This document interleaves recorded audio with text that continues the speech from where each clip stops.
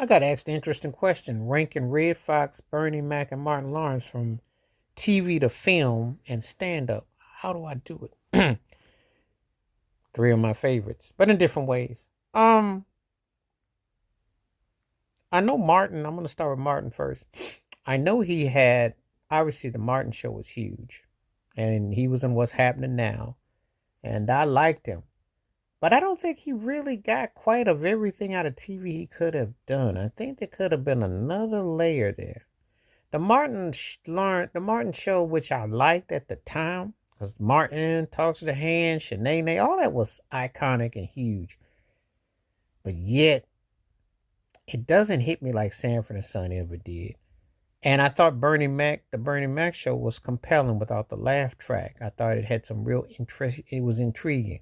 So ironically, that point, I got to go Red Fox, Bernie, then Martin. If I go in terms of the film career, it's Martin because of the success he's had, and then Bernie, then Red. But I think Red just didn't get enough vehicles at the time. His style of comedy and what he was doing, he didn't get the opportunities. Been real interesting if a Harlem Nights had came out in the 70s and he'd have had that kind of push, would have been real interesting. I think Bernie always capitalized on his roles and could have been even bigger. I think he could have been even bigger if given the opportunity. There was a lot of politics involved. But Martin Lawrence, of course, he was in Do the Right Thing, and he had Boomerang and a lot of other films he did. Thin Line Between Love and Hate and other things. Martin, and all the movies with Will Smith, the Bad Boys franchise, he's going to win it. But I think if you ask me who had the better range, I think it's Bernie Mac. So that's two right there where, who of the three did I think ranking them in just pure funny? I say Red Fox is one. And then I would probably say Bernie Mac, then Martin. Red Fox could do, if you could back then, if you could do TV and film, if you could do it, you were unique. You were something else. He could combine his elements and he knew his room.